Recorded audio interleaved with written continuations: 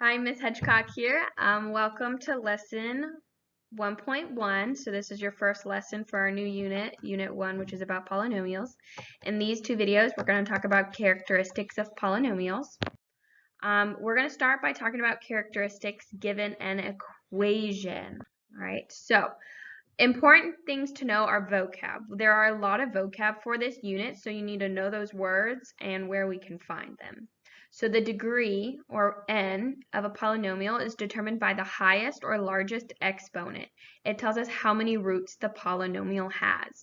So if we're talking about a quadratic function, it has x squared plus something minus something, whatever it is, but 2 is the degree. It is the highest exponent.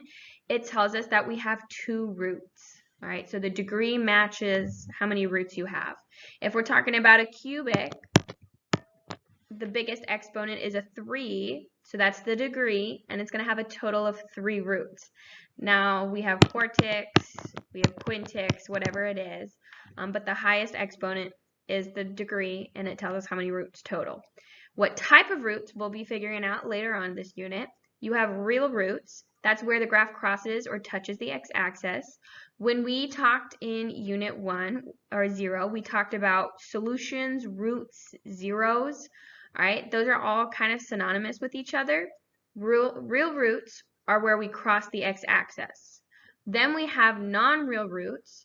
Those are imaginary solutions. So when we were doing the quadratic formula during Unit 0, you got imaginary answers sometimes.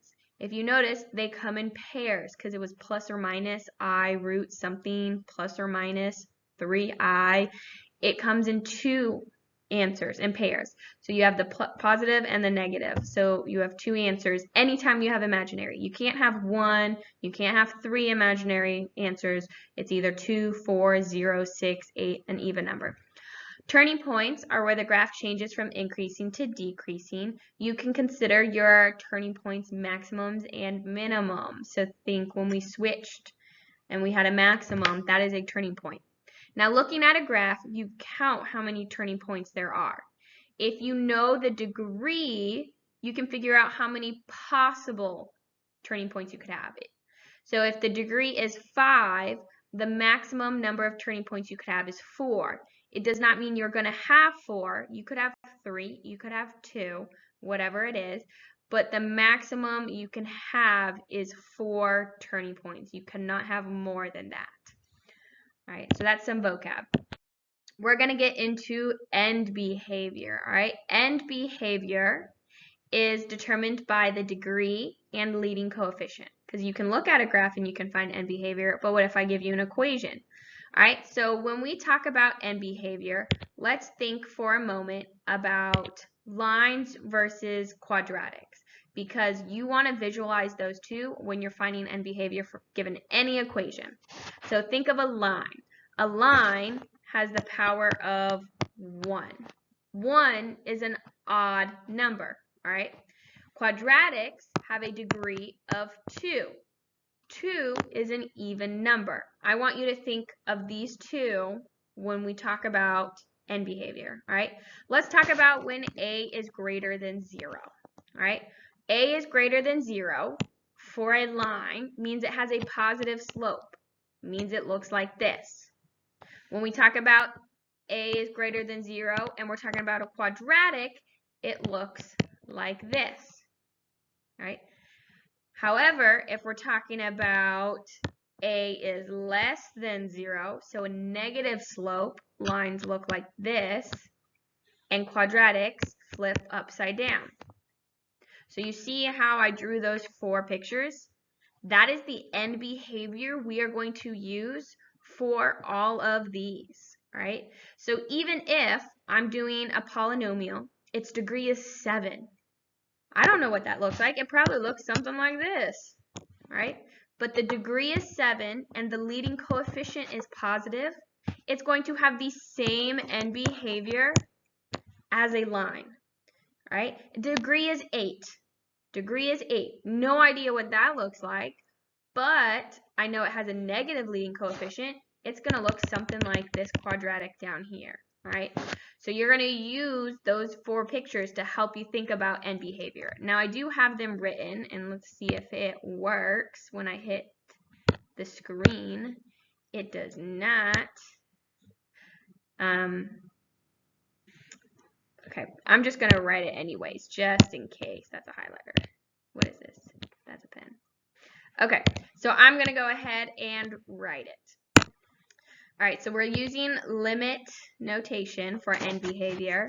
So if n is odd, but our a is positive, so our leading coefficient, we're going to write the limit as x approaches negative infinity of f of x equals negative infinity, because we're using this diagram right here.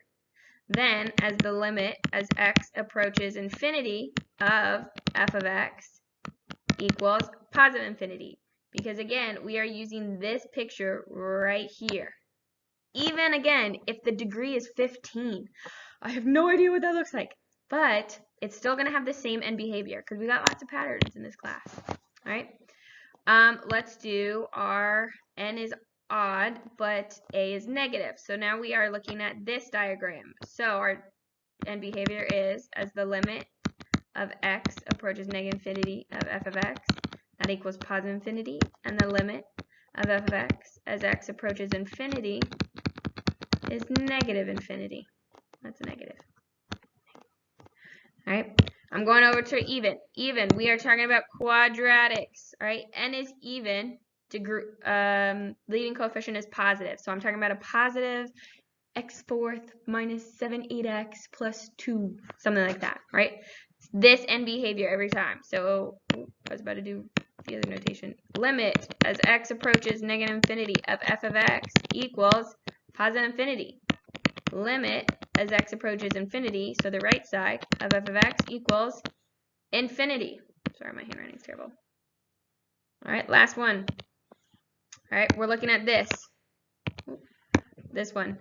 All right, both arrows are pointing down, so you can guess what our notation is going to look like. So limit as x approaches negative infinity of f of x equals negative infinity. Limit as x approaches infinity of f of x equals negative infinity. All right, it's very predictable. All right. So, oh, it is appearing. I didn't have to write it all. All right. I'm going to go ahead and erase it so you can see it actually popped up. All right. There is it written nicely in case you don't want to read my terrible handwriting on this. All right, there is the notation for our end behavior, but what we just wrote, right? All right, so 2 examples. Let's click. Go ahead, pause, try them. I'm just going to appear in a second with the answers on the screen. All right, so I just did the first one. You're looking again at degree and the leading coefficient. All right, leading coefficient goes with the degree, whatever sign's in front. All right, it's negative, it's odd. This is the shape it's going to have. This is my end behavior I'm going to have. All right, go ahead, try the second one, and then I'll show the answer.